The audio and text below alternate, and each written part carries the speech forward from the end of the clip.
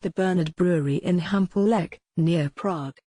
One of its advertisements was a runner-up for a Czech activist group's Sexist Piggy Award last year. Lubos Pavlacek/Associated Press. A social media posting by a major Czech brewery that appeared to mock the #MeToo movement has prompted strong reactions, drawing praise, criticism and some soul-searching on sexism in this former communist republic. The Facebook post by the Bernard Brewery in Humpolek, about an hour's journey from Prague, features the likeness of a nearly toothless old woman with the #MeToo superimposed in white.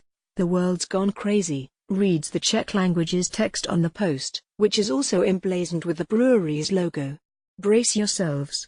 Since it appeared on December 11, the posting has garnered nearly 10,000 reactions. Critics denounced the use of the image, taken from a 1964 Soviet film, as sexist, and dismissive of a growing global movement that has galvanized victims of sexual misconduct. However, they said, it was not entirely out of step with the brewery's past advertising decisions, or with attitudes in Czech society at large. A Czech non-governmental group, Nasenuti, holds an annual vote called Sexist Piggy to choose the most sexist advertisement of the year. Petra Havlikova, who coordinates the vote, said Bernard was a regular nominee. The brewery's owner, Stanislav Bernard, defended the Facebook post, calling #MeToo a pathological campaign that bordered on hysteria. "The whole campaign has one major problem," he said in an interview. "Innocent until proven guilty is ignored. That reminded him of the communist era," he said. "If we continue like this," he added, "we may find ourselves in a situation where a guy will be scared to ask a girl out for a coffee and tell her that she looks beautiful." So far, the Czech public reaction on Facebook has been overwhelmingly supportive of Bernard's posting. The top-rated comment was by a woman who wrote that she appreciated what she called Bernard's sense of humor. "Sexual harassment is something I, too, have of course experienced," she wrote, "but I took care of it with the party in question right away." Through its Facebook page, the brewery responded to several users' reactions, saying that its stance was to sympathize with the real victims, while also suggesting that there may be various reasons a woman would participate in the #MeToo campaign. Even if the accusation isn't necessarily well-founded, it can ruin a person's life. "That's why we don't like the campaign and decided to be against it," one response from the Bernard account reads. Bernard has routinely reacted to criticism by publishing ads that are even more provocative, Ms. Havlikova said, after objections last spring to an advertising campaign that used scantily clad women to portray different styles of beer. The company produced a feminist edition in which the women's faces were replaced with Mr. Bernard's own.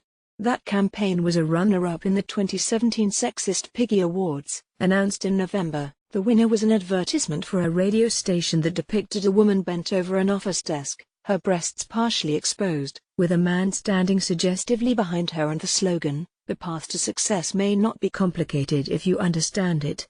A representative from the radio station could not be reached for comment. Such advertising may remind many Czechs of the 1990s, when highly sexualized imagery proliferated after the fall of communism. Helena Skalova, the director of the Prague-based non-profit organization Gender Studies, remembers visiting her mother at work as a young girl in the early 90s and seeing pictures of naked women on the walls. After the fall of the previous regime, naked images were among things we swiftly imported from the West, Ms. Skalova said. It was very much in vogue and seen as progress. The communist system left Czechs with a very specific situation on women's rights, Ms. Skalova said.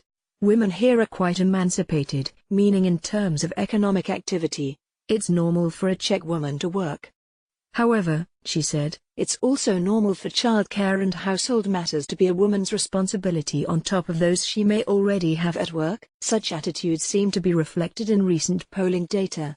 The Eurobarometer survey, which assesses social attitudes across the European Union, found in 2017 that more than three-quarters of Czechs believe the most important role of a woman is to take care of her home and family. In the same survey, the Czech Republic was found to have Europe's second widest gender pay gap. The average Czech woman knows nothing of feminism, said Ms. Skalova.